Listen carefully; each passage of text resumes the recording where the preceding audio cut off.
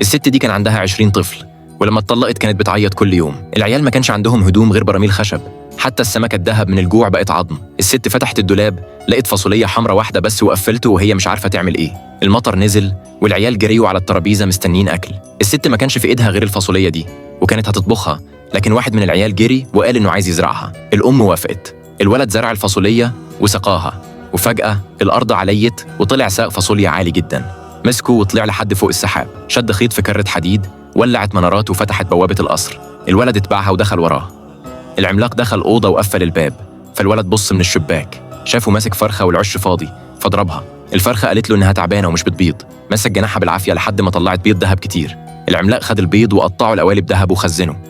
بعد ما مشي الولد دخل وسكت الفرخة وخدها وجري. العملاق لاحظ وجرى وراه، لكن الفرخة ضربته بمطرقة. الولد نط من القصر ونزل من ساق الفاصوليا والعملاق وراه.